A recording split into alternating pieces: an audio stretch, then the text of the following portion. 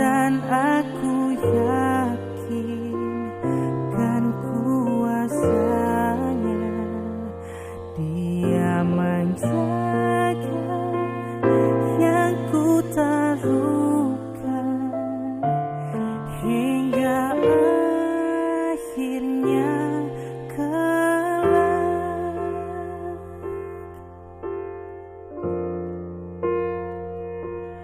Ku heran oleh rahmatnya, hatiku beriman, dan oleh kuasa sabdanya jiwaku pun tentram. Namun ku tahu yang ku percaya, dan aku yakin kan kuasanya. Ia menjaga yang ku taruhkan hingga akhirnya kelak. Ia menjaga yang ku taruhkan hingga akhirnya kelak. Ia menjaga yang ku taruhkan hingga akhirnya kelak.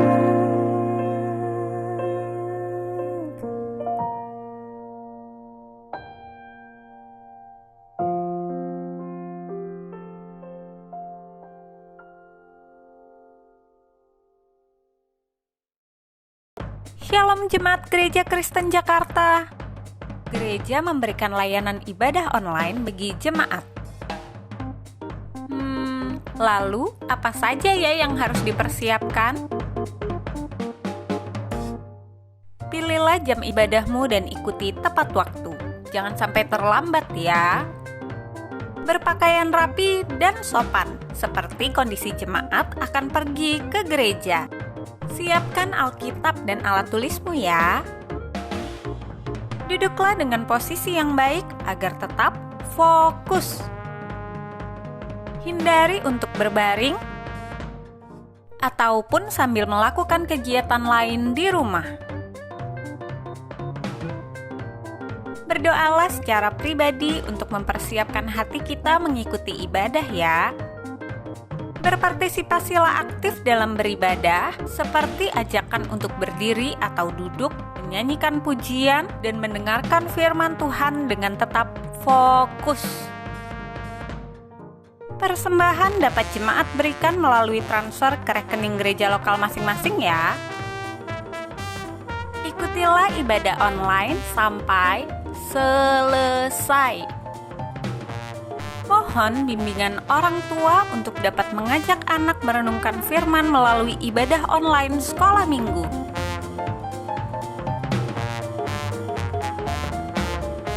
Selamat beribadah, Tuhan Yesus memberkati. Shalom Bapak Ibu, saudara terkasih sidang jemaat gereja Kristen Jakarta dimanapun berada.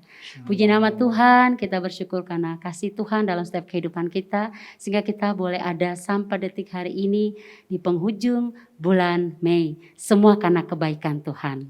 Mari kita mau siapkan hati kita. Kita mau datang kepada Tuhan, membawa setiap penyembahan kita, karena hanya Dialah Allah yang layak ditinggikan. Seperti pemazmur mengatakan, aku mau bersyukur kepada Tuhan dengan segenap hatiku. Aku mau menceritakan segala perbuatan-Mu yang ajaib.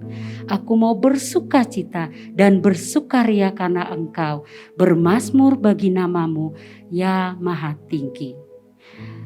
Kita mau serahkan ibadah kita saat hari ini. Di dalam nama Allah Bapa, Putra, dan Roh Kudus. Amin.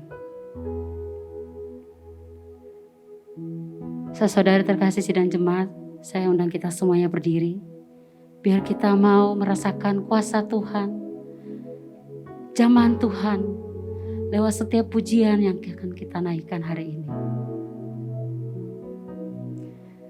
Kurasakan kasih-Mu Tuhan, kurasakan kuasa-Mu Tuhan.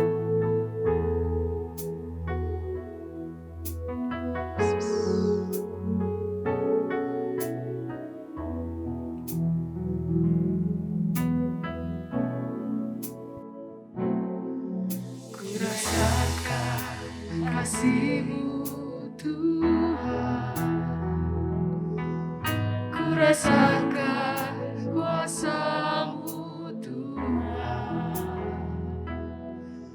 ku rasakan kasih kuasa Roh Kudus, ku rasakan kehadiran-Mu, ku rasakan kasih-Mu Tuhan, ku rasakan kuasa-Mu Tuhan,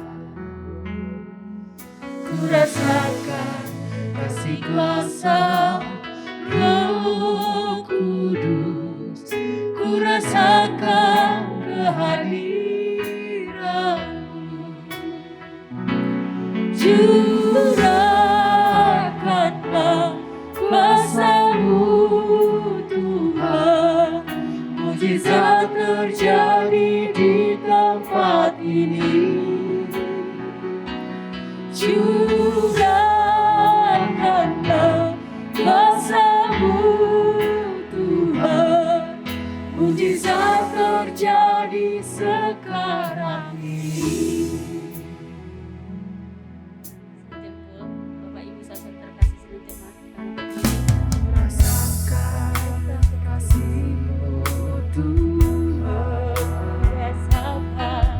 ku rasakan kuasa-Mu Tuhan, ku rasakan kasih kuasa Roh Kudus, ku rasakan kehadiran-Mu. Curahkanlah kuasa-Mu Tuhan, mujizat terjadi di tempat ini.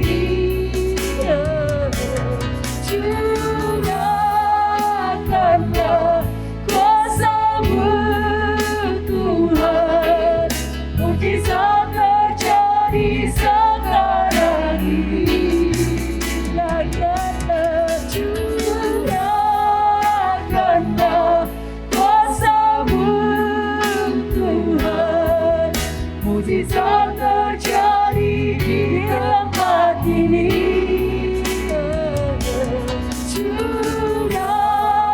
Curahkanlah kuasa-Mu Tuhan, mujizat terjadi sekarang ini. Mujizat terjadi sekarang ini.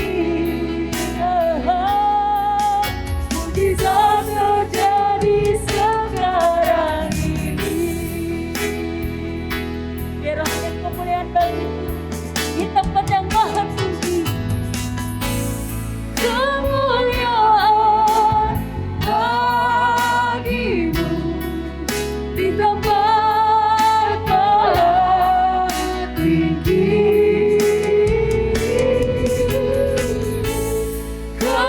Kemuliaan bagi-Mu di tempat maha tinggi.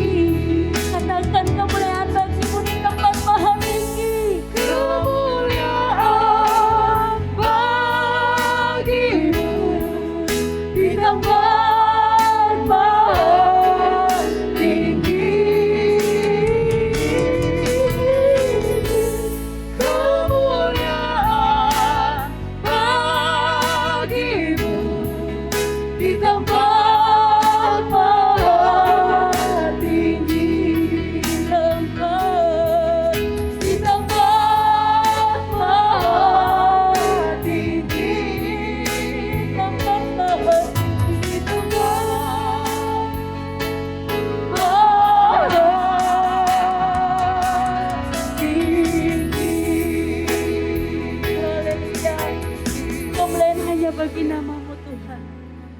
bersyukur Bapa, kami bangga memiliki Allah seperti Engkau Tuhan. Karena Engkau Allah yang tidak pernah meninggalkan kami sampai detik hari ini. Kami boleh ada sebagaimana kami ada. Semua karena anugerah-Mu Tuhan. Terima kasih Bapa, terima kasih Tuhan. Berkati kami umat-Mu pada hari ini Tuhan. Kami boleh ada di tempat ini. Kami yang ada di rumah kami masing-masing. Tuhan, kiranya Engkau berikan kami kekuatan, sukacita, dan rasa syukur untuk datang memuji dan menyembah nama-Mu Tuhan. Karena hanya Engkau Allah kami yang layak ditinggikan. Engkau Allah kami yang layak diagungkan. Dan Engkau Allah kami yang layak dipuji dan dibesarkan nama-Mu Tuhan. Terima kasih Bapa, kami undang kuasa Roh Kudus hadir saat hari ini. Bertata di atas setiap puji-pujian kami. Bahkan bertata dan bersemayam di hati kami Tuhan. Terima kasih Bapa, terima kasih Tuhan. Tutup bungkus kami dengan kuasa darah Yesus. Biar pujian penyembahan kami boleh menyenangkan hati-Mu Tuhan. Di dalam nama Tuhan Yesus Kristus kami berdoa dan mengucap syukur. Haleluya. Amin. Kita masih tetap berdiri, kita sebagai umat percaya di segala abad dan segala tempat, kita mau bersama-sama mengikrarkan pengakuan iman rasuli. Aku percaya kepada Allah, Bapa yang Maha Kuasa, Khalik langit dan bumi, dan kepada Yesus Kristus, Anaknya yang tunggal Tuhan kita, yang dikandung daripada Roh Kudus, lahir dari anak darah Maria, yang menderita sengsara di bawah pemerintahan Pontius Pilatus, disalibkan, mati dan dikuburkan, turun ke dalam kerajaan maut, pada hari yang ketiga bangkit pula dari antara orang mati, naik ke surga, duduk di sebelah kanan Allah, Bapa yang Maha Kuasa, dan dari sana Ia akan datang untuk menghakimi orang yang hidup dan yang mati. Aku percaya kepada Roh Kudus, gereja yang kudus dan am, persekutuan orang kudus, pengampunan dosa, kebangkitan tubuh, dan hidup yang kekal. Amin. Dipersilakan duduk kembali. Kita akan masuk di dalam pembacaan nats Alkitab kita sebagai nats responsoria pada siang hari ini terambil di dalam Kisah Para Rasul. Kisah Para Rasul pasalnya yang pertama, ayatnya yang ke-8.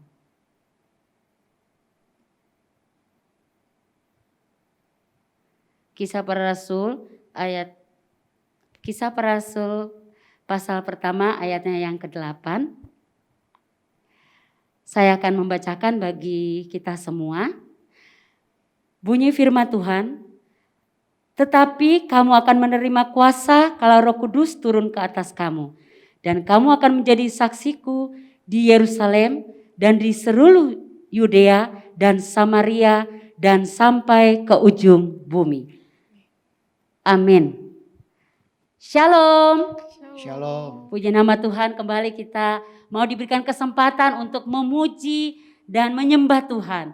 Kita mau katakan lewat puji-pujian hari ini, satukanlah roh kami ya Tuhan, bergandengan tangan kami semuanya. Dalam hadirat-Mu kami mau menyembah-Mu. Haleluya.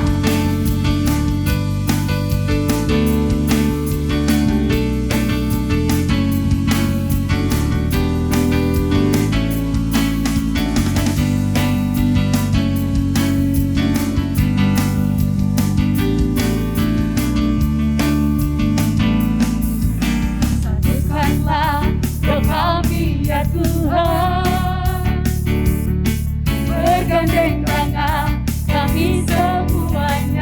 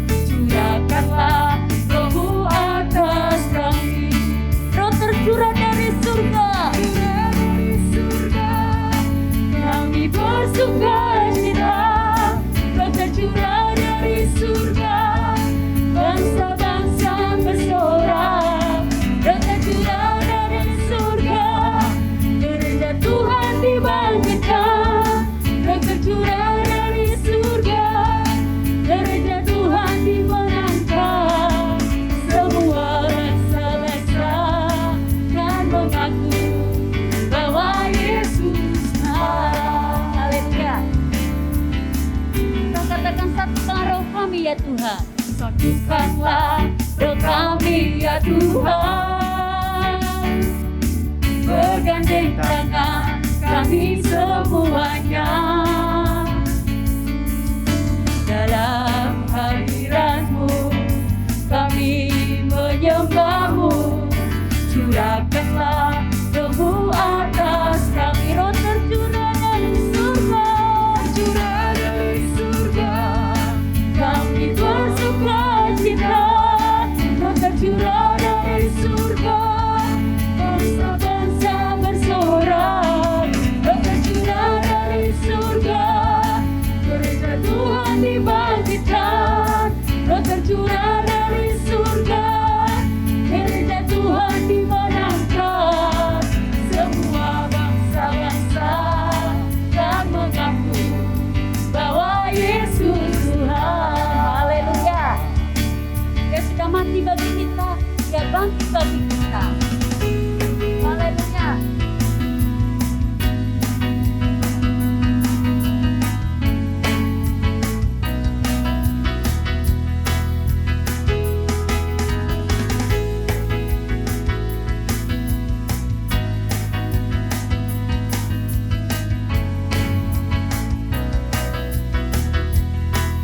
Katakan Dia mati bagiku, Dia bangkit bagiku. Ya Tuhan Allah penyelamatku, kuasa maut dipatahkan, hidupku dipulihkan. Ya Tuhan Allah kebenaran. Katakan Dia sungguh baik, Dia sungguh baik, Dia sangat baik. Yesus, Dia baik bagiku. Dia sungguh baik, Dia sangat baik. Yesus, Dia baik bagiku. Kita katakan Dia ada di dalamku, bergerak di hidupku. Dia ada di dalamku, bergerak di hidupku. Ya Tuhan Allah kekuatanku. Dia penuh amin dengan kuasa kasih-Nya. Ya Tuhan Allah kemenangan. Katakan Dia sungguh baik, Dia sungguh baik, Dia sangat baik. Yesus, Dia baik bagiku. Dia sungguh baik, Dia sangat baik.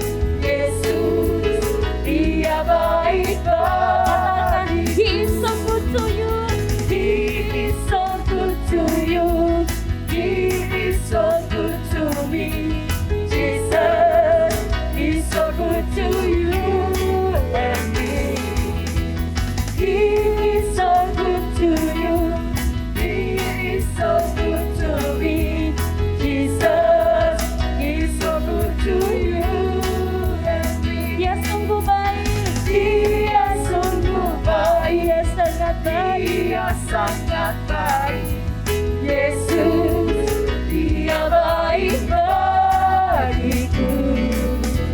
Dia sungguh baik, Dia sangat baik.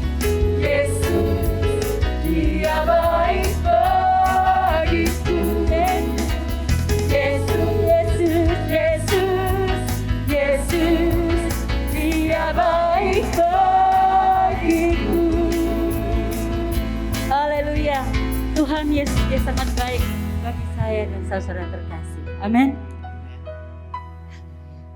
Karena kebaikan Tuhan, karena kemurahan Tuhan, kita boleh diizinkan untuk menikmati kuasa Roh Kudus. Bahkan kita percaya saat hari ini Roh Kudus hadir di dalam hati kita. Roh Kudus hadir di dalam kehidupan keluarga kita. Mari Bapak Ibu saudara terkasih, kita mau siapkan hati kita. Kita mau buka hati kita untuk terima berkat terbesar, yaitu suara kebenaran firman Tuhan. Kita mau tinggalkan sejenak segala beban kita. Kita mau datang di kaki Yesus dan kita berseru dan kita siap untuk ditaburi oleh kebenaran firman itu sendiri. Roh Kudus, Kau hadir di sini. Roh Kudus, Kau mengasihimu. Kau lembut, Kau manis. Kaulah penghiburku, penolongku, diutus Bapakku.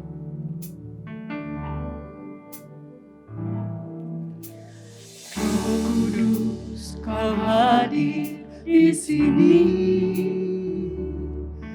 Roh Kudus, ku mengasihimu. Kau lembut, Kau manis, Kaulah penghiburku, penolongku, diutus Bapakku. Roh Kudus, Kau hadir di sini.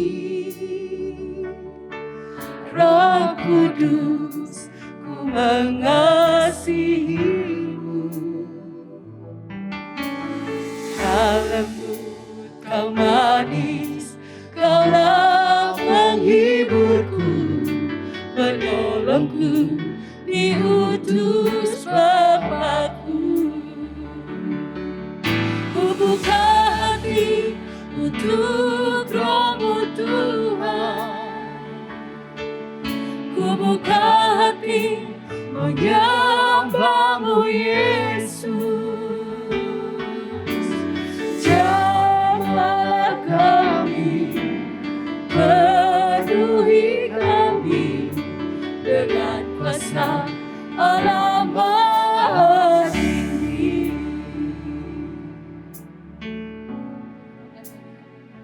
Kita mau undang sungguh-sungguh Roh Kudus hadir saat hari ini.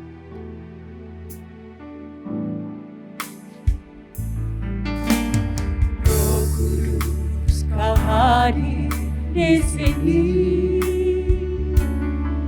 Roh Kudus, ku mengasihimu.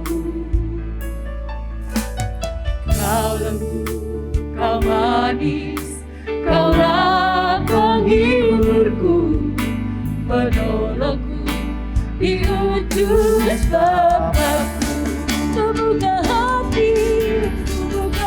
hati untuk Roh-Mu Tuhan. Ku buka hati menyembah-Mu Yesus.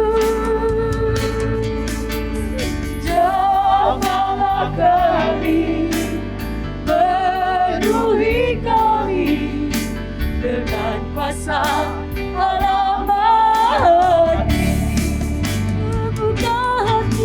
Ku buka hati untuk Roh-Mu Tuhan. Ku buka hati menyembah-Mu Yesus. Jamahlah kami, penuhi kami dengan kuasa Allah Maha Tinggi. Mari kita dengan lembut kita katakan. Ku buka hati untuk Roh-Mu Tuhan. Ku buka hati menyembah-Mu Yesus. Jamahlah kami, penuhi kami dengan kuasa Allah Maha Tinggi. Ku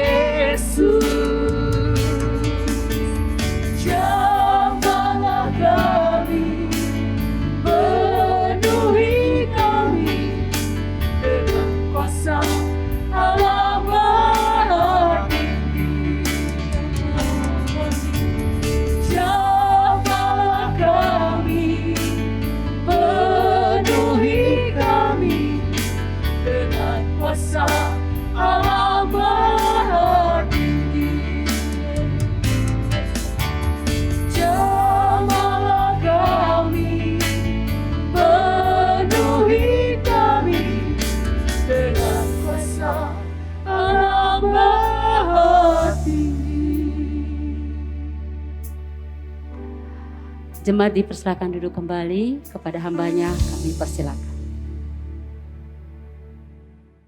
Shalom, Jemaat Sinode Gereja Kristen Jakarta yang dikasihi Tuhan.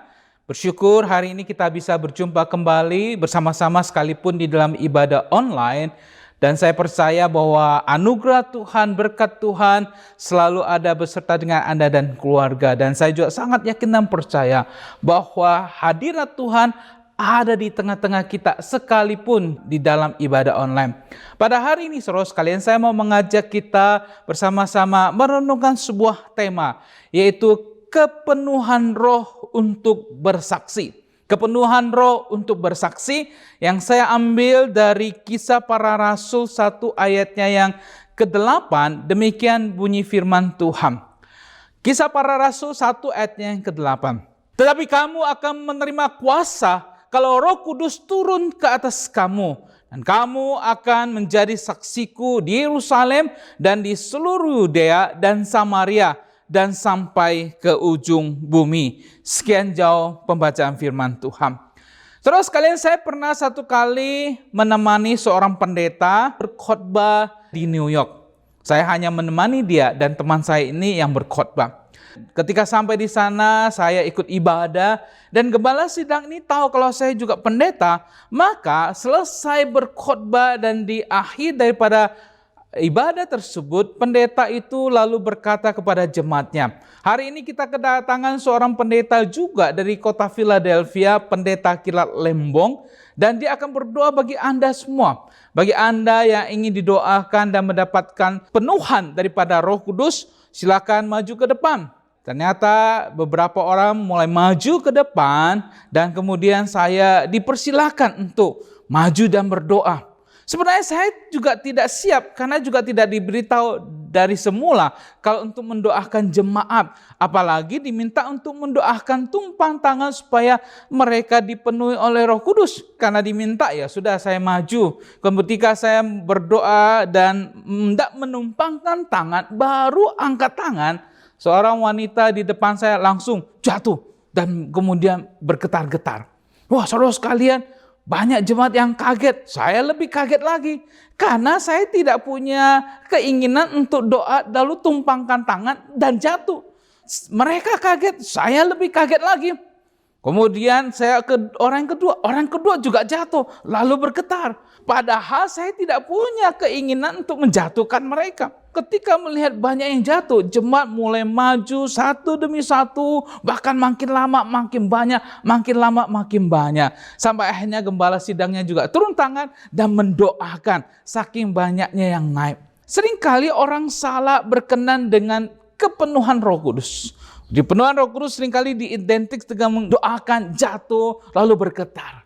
Bahkan ada yang identik dipenuhi Roh Kudus adalah berbahasa roh. Dan hari ini saya mau mengajak kita bersama-sama untuk melihat lebih dalam mengenai ayat ini yang disampaikan oleh Tuhan Yesus ketika dia akan naik ke surga.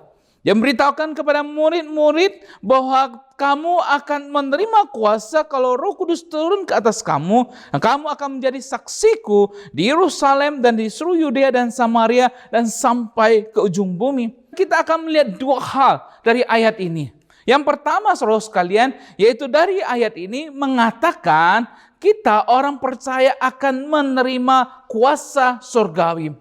Yesus sebelum naik ke surga, dia memberitahukan kepada murid-muridnya pada saat itu, tetapi kamu akan menerima kuasa kalau Roh Kudus turun ke atas kamu. New Revised Standard Version menerjemahkan, but you will receive power. Di dalam terjemahan kata power ini adalah kuasa, dunamos atau dinamis saudara sekalian, yang menggerakkan, yang kemudian mempengaruhi seseorang di dalam kehidupannya.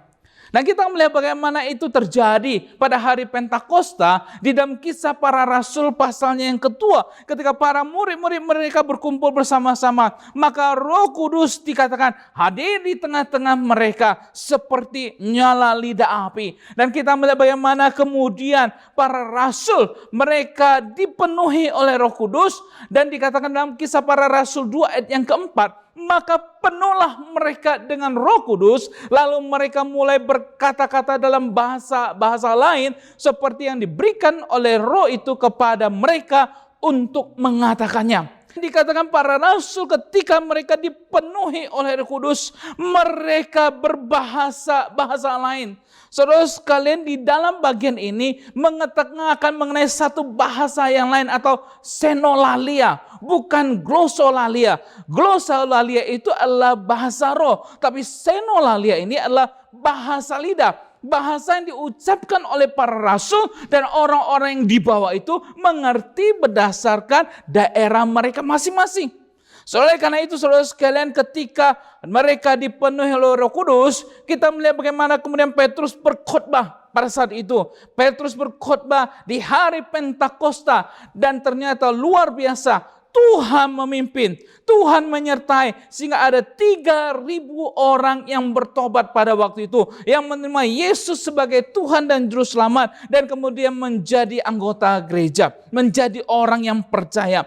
Saudara sekalian, kita melihat para rasul ini, orang-orang ini adalah orang yang biasa. Kebanyakan mereka adalah nelayan yang berasal dari Galilea, tidak mempunyai pendidikan yang tinggi. Tapi ketika Roh Kudus turun ke atas mereka, mereka dipenuhi dengan kuasa daripada surgawi. Maka Roh Kudus itu kemudian menguasai mereka, memimpin mereka, kemudian membimbing mereka, sehingga mereka mampu bersaksi untuk Tuhan Yesus. Mereka mampu berkhotbah, khususnya Petrus pada waktu itu mampu berkhotbah dan kemudian membawa orang percaya kepada Tuhan. Jadi saudara sekalian, orang yang dipenuhi oleh Roh Kudus itu tandanya adalah dia dikuasai, dia dipimpin, dia dibimbing oleh Roh Kudus sehingga menghasilkan buah daripada Roh Kudus yang akan kelihatan nyata di dalam hidupnya.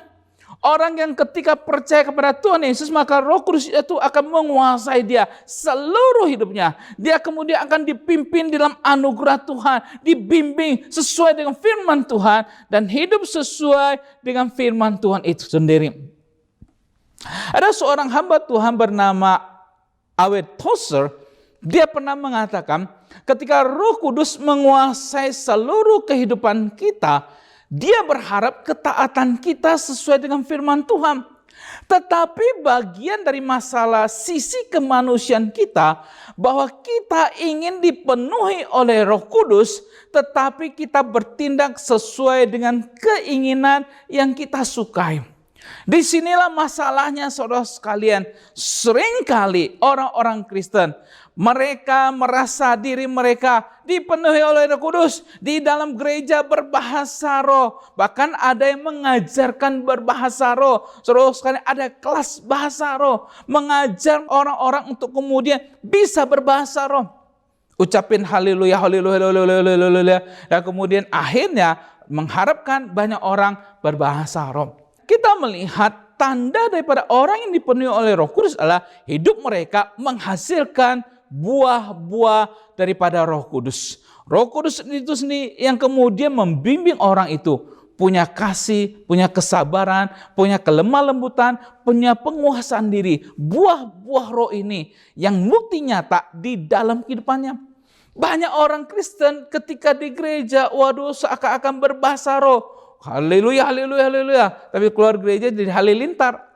Lupa juga saudara sekalian. Bahkan di dalam kehidupannya, seperti yang Awet Tozer katakan, seringkali orang Kristen ingin dipenuhi oleh Roh Kudus, tetapi di dalam kehidupannya tidak bertindak sesuai dengan firman Tuhan, bahkan sesuai dengan keinginannya sendiri. Saudara sekalian, ada seorang bernama Mahatma Gandhi. Beliau adalah bapak negara orang India. Sebuah kisah yang menceritakan bagaimana di dalam kehidupannya. Waktu kecil dia ingin pergi ke gereja. Ketika dia hendak masuk ke dalam gereja, dia melihat ada seorang penyambut yang berdiri di depan gereja. Orang ini memang bukan orang India. Gereja itu memang untuk orang-orang kulit putih. Saudara sekalian, ketika penyambut melihat anak India yang hendak masuk ke gereja, maka penyambut itu berkata, "Nggak boleh masuk. Ini gereja khusus orang kulit putih." Dia diusir. Tapi Muhammad Gandhi lah berkata, saya ingin masuk, saya ingin ke gereja. Nggak boleh, pergi. Saudara sekalian, Muhammad Gandhi diusir dari gereja tersebut. Tidak diizinkan masuk. Ketika dia melangkahkan kaki meninggalkan gereja itu, Muhammad Gandhi lalu berkata, saya tidak akan pernah menginjakkan kaki saya lagi ke gereja. Saudara sekalian, Muhammad Gandhi pernah berkata, saya tidak pernah menolak Kristus.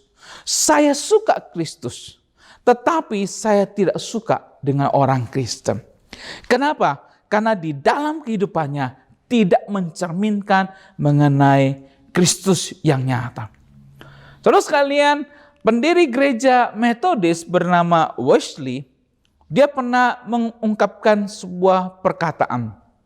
Dia mengatakan bahwa kehidupan dalam Kristus adalah kehidupan yang dipenuhi Roh Kudus dan yang menarik orang kepada Kristus. Jadi seseorang yang dipenuhi oleh Roh Kudus, maka di dalam kehidupannya akan kemudian menarik orang untuk datang kepada Tuhan, untuk berjumpa dengan Tuhan, untuk mengenal Tuhan, saudara sekalian.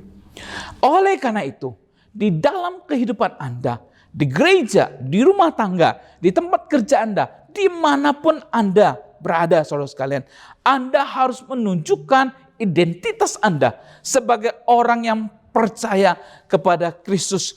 Engkau harus menjadi terang di dalam dunia ini, menjadi garam di dalam dunia ini, yang menunjukkan kualitas yang berbeda, dan engkau bersinar seperti bintang yang terang di dalam kegelapan, sehingga banyak orang boleh mengenal Yesus sebagai Tuhan dan Juru Selamat.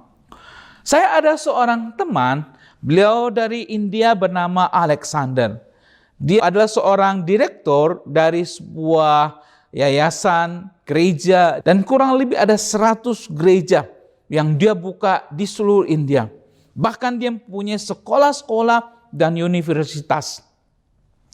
Saudara sekalian, yang menarik adalah banyak orang-orang yang masuk ke dalam sekolahnya, khususnya anak-anak ini, mereka dididik dengan ajaran Kristen.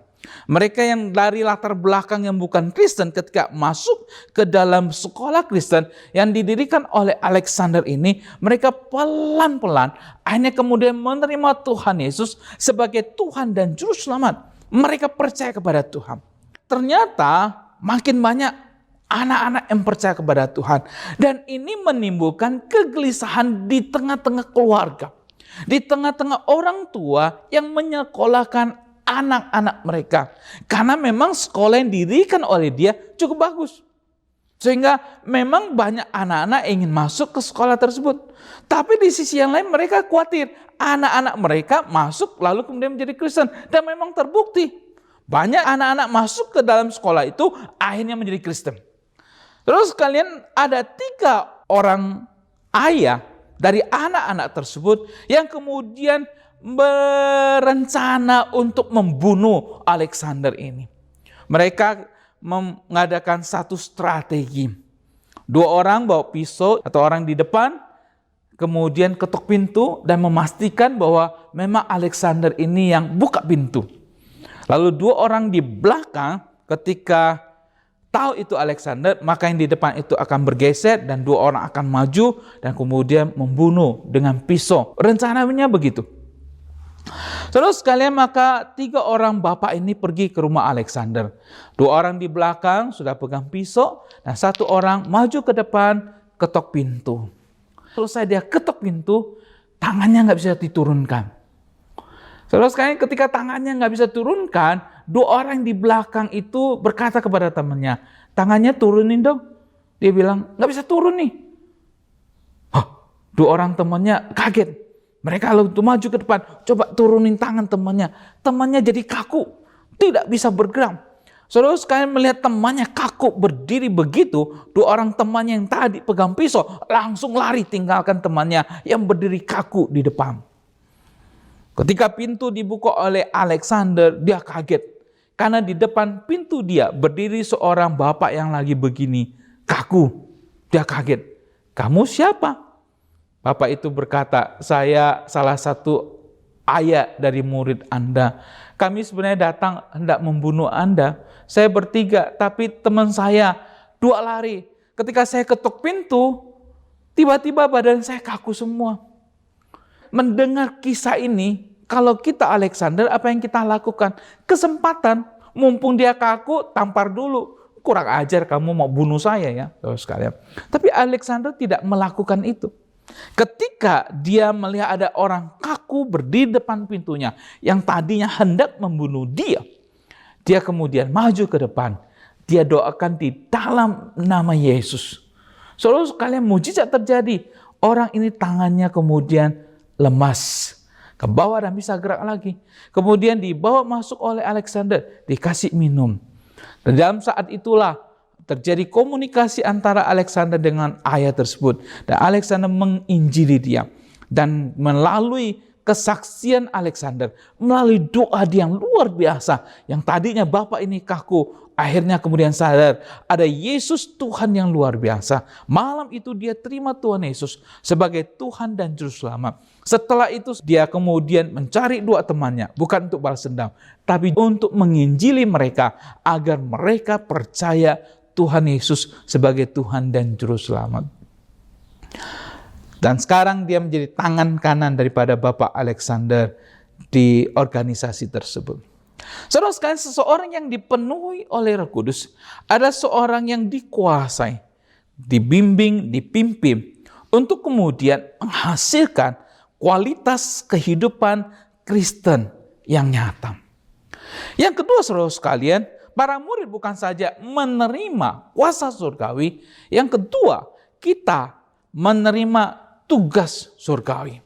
Di ayat yang ke-8b dikatakan, dan kamu akan menjadi saksiku di Yerusalem dan di seluruh Yudea dan Samaria dan sampai ke ujung bumi. Yesus mengatakan kamu akan menjadi saksiku. Dalam bahasa Yunani-nya martus, yang kemudian menjadi kata martir, yaitu seorang yang melihat, yang mendengar, yang mengetahui, kemudian mati, saudara sekalian. Kata martir ini kita tahu seorang yang mati bagi Kristus. Yaitu di mana orang itu mengetahui, melihat, mendengar akan apa yang dia imani, yang dia yakini. Yesus berkata, kamu adalah saksi. Kamu adalah saksi. Anda dan saya adalah saksi untuk memberitakan mengenai Yesus adalah Tuhan ke seluruh dunia.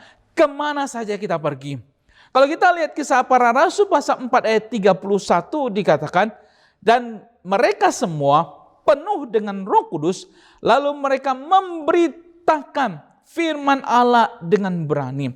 Kita melihat catatan gereja yang mula-mula ketika para rasul itu mereka dipenuhi dengan Roh Kudus, maka mereka memberitakan firman Allah dengan berani. Saudara sekalian, jadi ada satu kerinduan, satu keinginan untuk memberitakan akan Kristus yang telah mati, yang telah bangkit dan telah naik ke surga bagi kita semua. Seringkali kita berpikir, saya nggak bisa ngomong Pak Gilam.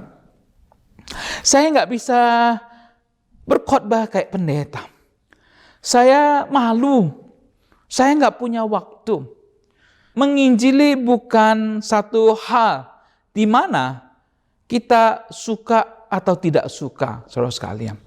Tapi menginjili adalah satu bagian daripada kehidupan kita untuk menjalankan tugas surgawi ini. Di mana Kristus memberikan tugas ini kepada Anda dan saya. Tugas ini tidak diberikan kepada malaikat karena mereka tidak mengalami karya Kristus di atas kayu salib. Anda dan saya adalah orang yang menerima Yesus sebagai Tuhan dan Juru Selamat. Di mana dosa kita diampuni, di mana kita mempunyai jaminan hidup yang kekal. Dan inilah yang harus kita ceritakan. Saudara sekalian, Yesus berkata, engkau akan menjadi saksiku di Yerusalem. Yesus tidak meminta Anda pergi yang jauh dulu, yang dekat dulu, Yerusalem, keluarga Anda. Di mana orang-orang yang ada di sekitar Anda, yang perlu Anda injili. Mungkin istri Anda, suami, orang tua, anak, kakak, adik, atau teman-teman satu kantor, mereka yang belum pernah mengenal Yesus. Saatnya kita berbicara untuk menceritakan mengenai pengalaman hidup kita. Anda tidak perlu menjadi seorang pendeta baru kemudian memberitakan Kristus lalu menginjil. Tugas penginjilan adalah tugas setiap Anda. tugas kita semua, tugas orang yang percaya kepada Tuhan. Norman Geisler di dalam bukunya Conversational Evangelism, dia menjelaskan mengenai metode yang paling baik dalam penginjilan adalah bagaimana dengan cara friendship evangelism. Yaitu kita menjadi teman dengan orang yang ada di sekitar kita. Atau teman yang sudah ada, kita injili. Tidak usah pikir yang jauh. Hanya orang-orang yang ada di dekat kita dan kita injili mereka. Perkenalkan Kristus kepada mereka. Melalui kehidupan kita, melalui apa yang kita bisa nyatakan, kebaikan, kasih yang kita ungkapkan kepada mereka, sehingga mereka bisa merasakan kasih itu. Ada seorang ibu, saudara sekalian, dia berusia 84 tahun. Dan dia hampir setiap malam pergi ke Times Square di New York untuk membagikan traktat kepada orang-orang yang ada di Times Square. Kurang lebih sudah 40 tahun dia melakukan hal ini. Di Times Square itu hampir tiap malam begitu banyak orang yang berkumpul dari seluruh dunia untuk menyaksikan kemegahan kota New York. Ibu ini pergi ke sana, namanya Moraes Irma. Dia membagikan traktat satu demi satu kepada orang yang ada di Times Square. Berharap bahwa ketika mereka pergi ke Times Square, bukan saja melihat keindahan daripada kota New York, bukan saja menikmati akan keindahan lampu-lampu, tapi juga orang-orang yang ada di Times Square itu boleh mengalami keselamatan di dalam Kristus. Ibu ini, Moraes Irma, 40 tahun, melakukan penginjilan, membagikan traktat non-stop di Times Square. Saudara sekalian, bahasa di dalam Pentakosta itu bukan glosalalia. Bahasa di hari Pentakosta bukan senolalia. Bahasa di Pentakosta bukanlah bahasa roh yang orang kenal glosalalia. Bahasa baru di Pentakosta bukanlah senolalia. Itu bahasa yang didengar oleh orang-orang dan mereka mengerti. Tapi bahasa yang ada di Pentakosta adalah satu bahasa yang baru, itu bahasa kasih. Mengasihi orang-orang yang ada di sekitar kita, di mana mereka belum mengenal Yesus sebagai Tuhan dan Juru Selamat. Itulah bahasa baru di hari Pentakosta. Bahasa yang diajarkan oleh Tuhan untuk kita sebagai orang yang percaya kepadanya. Saya teringat ketika saya praktek setahun di GKJ Kartini. Saya ditempatkan sebagai pembina pemuda remaja di sana. Satu kali ada seorang remaja telepon saya lalu beritahu pada saya kalau papanya masuk rumah sakit. Kemudian saya minta nomor kamar ayahnya dan saya pergi besukin papanya. Terus sekalian, papanya ini belum pernah ke gereja dan memang tidak Kristen. Ketika saya berjumpa dengan bapak ini, saya tahu kalau bapak ini orang Kuntian, Kalimantan Barat. Dan dia fasih berbahasa Ke, tapi agak sulit berbahasa Indonesia. Ketika saya bicara dengan dia, saudara sekalian, Tuhan menggerakkan hati saya untuk memberitakan Yesus yang adalah Tuhan dan Juru Selamat kepada bapak ini. Tapi pada waktu itu karena saya baru lulus dari seminari, saya juga berpikir bahasa Kek saya tidak sehebat Bapak Philip Cendana. Saya malu, nggak berani, saudara sekalian. Lalu saya berpikir, nantilah Tuhan. Nanti kalau pulang, saya kasih tahu pendeta Philip. Saya kasih tahu dia ada seorang bapak yang sakit, bisa nggak besukin dan injili dalam bahasa Kek.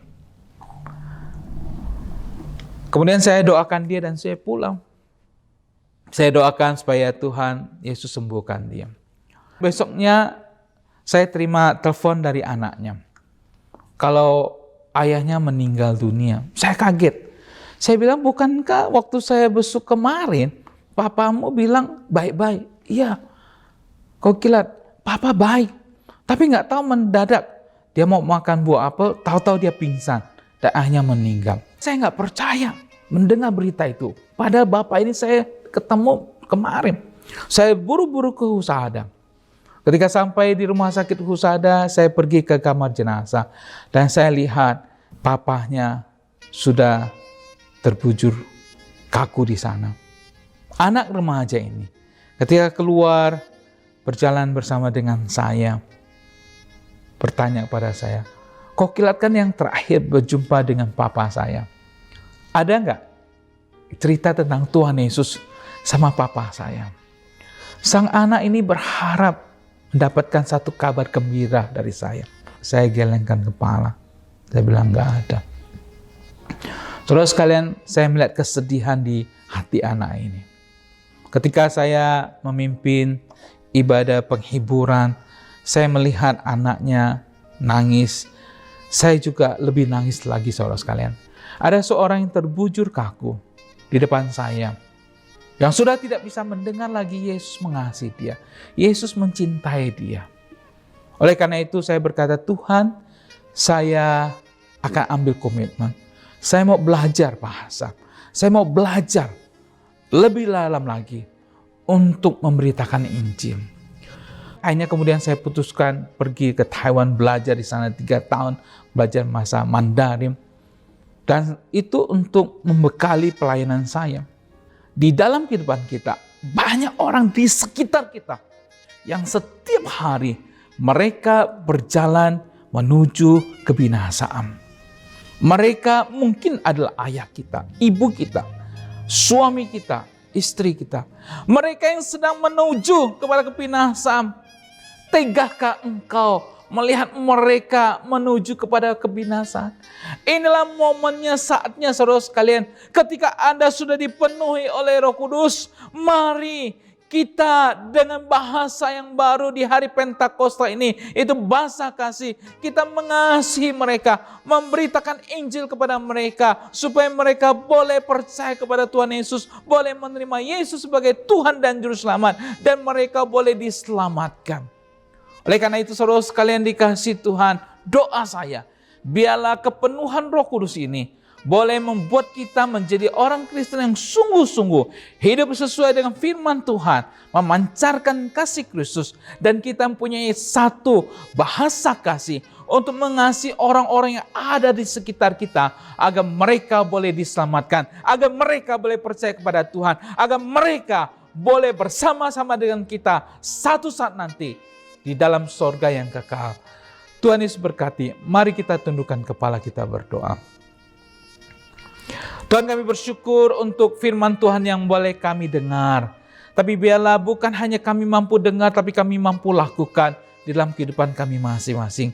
Kami bersyukur ya Tuhan untuk Roh Kudus yang ada di dalam diri kami masing-masing, yang boleh mempermaharui kami, memimpin, menuntun, mengarahkan kami sesuai dengan kehidupan firman Tuhan. Dan terlebih lagi ya Tuhan, di dalam kepenuhan Roh Kudus ini boleh memberikan kami satu semangat untuk memberitakan Kristus sebagai Tuhan dan Juru Selamat bagi orang-orang yang ada di sekitar kami. Hamba berdoa menyerahkan bagi Sinode Gereja Kristen Jakarta, berkati untuk setiap hamba Tuhan yang ada di cabang-cabang maupun pos PI, berkati setiap pengurus, khususnya juga pengurus Sinode. Hamba serahkan juga bagi seluruh anggota jemaat GKJ, bila GKJ boleh Tuhan berkati, makin berkembang, makin banyak orang percaya melalui GKJ ini. Terima kasih ya Tuhan, terpuji namamu. Hamba berdoa menyerahkan bagi jemaat yang pada saat ini mengikuti ibadah online. Mungkin ada yang mengalami pergumulan, sakit, penyakit, apapun itu juga. Pada saat ini hamba berdoa di dalam nama Yesus Tuhan kami. Biarlah Engkau berikan kami kekuatan untuk melewati segala kesulitan. Bagi yang sakit di dalam nama Tuhan Yesus, kesembuhan, pemulihan terjadi karena Engkau adalah Tuhan penyembuh. Terima kasih ya Tuhan, terpuji namamu. Kami bersyukur, kami berdoa di dalam nama Tuhan kami, Tuhan Yesus Kristus. Amin. Terima kasih Bapak Ibu. Shalom alaihim. Puji nama Tuhan, kita bersyukur untuk kebenaran firman Tuhan yang sudah kita dengarkan. Biarlah itu boleh menjadi berkat dan kekuatan dalam setiap kehidupan kita. Saatnya kita akan meresponi setiap apa yang sudah Tuhan berikan dalam kehidupan kita lewat persembahan syukur hari ini. Dan persembahan dapat kita berikan melalui scan barcode ataupun transfer rekening gereja lokal masing-masing. Sebelumnya mari kita berdoa. Mari kita berdoa. Bapa, kami ucap syukur Tuhan buat setiap berkat, buat setiap kebaikan Tuhan yang Tuhan nyatakan dalam kehidupan kami. Kami sudah memuji Engkau, bahkan kami sudah mendengarkan kebenaran firman-Mu Tuhan. Dan saat ini kami akan memberikan persembahan kami sebagai tanda ucapan syukur kami kepadamu. Biar Tuhan yang berkati persembahan ini agar berkenan di hadapan-Mu. Kamu serahkan persembahan kami dalam tangan-Mu. Dalam nama Yesus. Amin. Mari kita angkat pujian datang pada Tuhan dengan sorak-sorai, dengan nyanyian syukur.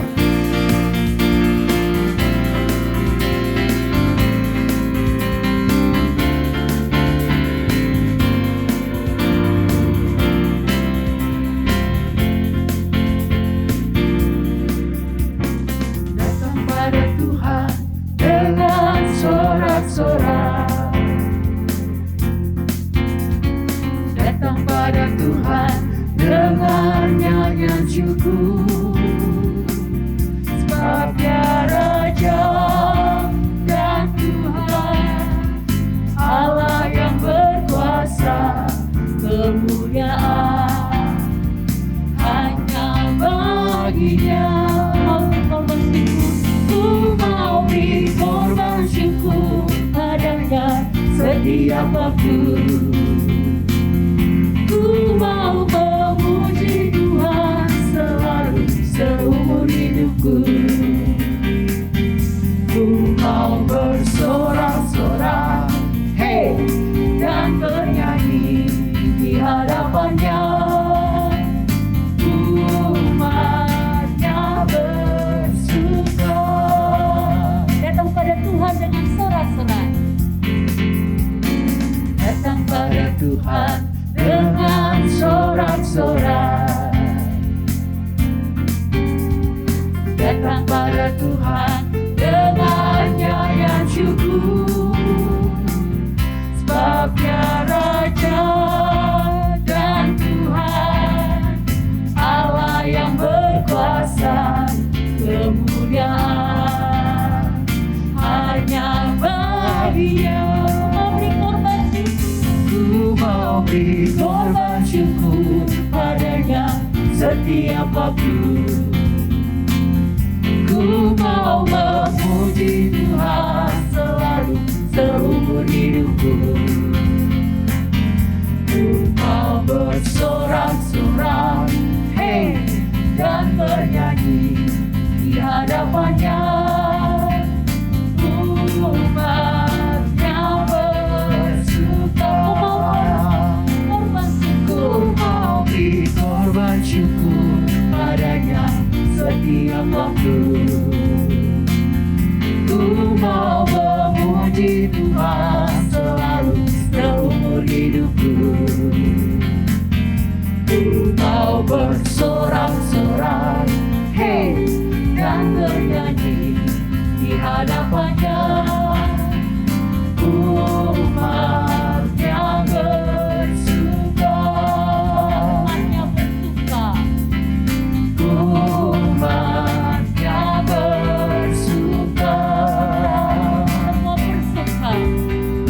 Kita semua bersuka. Haleluya. Kita akan menyaksikan warta jemaat tanggal 30 Mei 2021. Warta Sinode GKJ 30 Mei 2021. Kelas SMK Saya Murid Kristus. Kelas SMK 3 akan diadakan pada hari Kamis 3 Juni 2021 pukul 19 waktu Indonesia bagian Barat dengan tema Penghambat Berbuah Bagi Kristus. Setan dan Pengaruhnya bagian kedua dengan pembicara Pendeta Bobby Mesak. Kiranya seluruh peserta kelas SMK 3 dapat mempersiapkan diri dengan tepat waktu.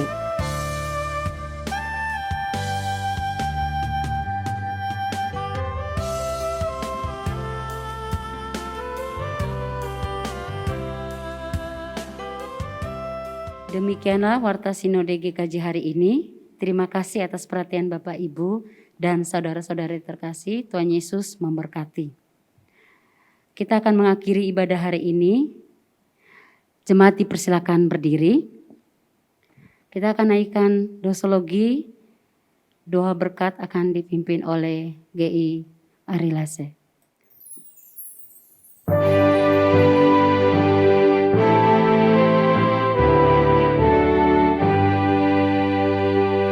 Puji Allah Bapa Putra, puji Allah Roh Kudus,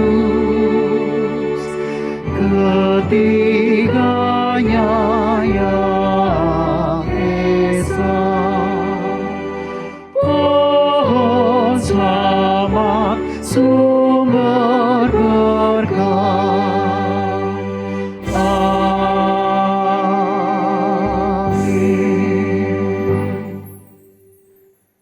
Jemaat yang Tuhan Yesus kasihi, di akhir daripada ibadah kita pada hari ini, mari kita mengingat kembali firman Tuhan yang telah kita dengarkan bersama-sama pada hari ini, dan marilah kita pulang menjadi pelaku-pelaku firman Tuhan. Karena itu, arahkanlah hatimu, terimalah berkat daripada Tuhan. Kiranya kasih karunia daripada Allah Bapa, pertolongan kekuatan dari Tuhan Yesus Kristus, persekutuan penghiburan di dalam Allah Roh Kudus, dan kiranya Allah Tritunggal yang esa itu terus mencurahkan berkat-Nya melimpah-limpah di dalam kehidupan kita, mulai hari ini, bahkan sampai selama-lamanya. Amin.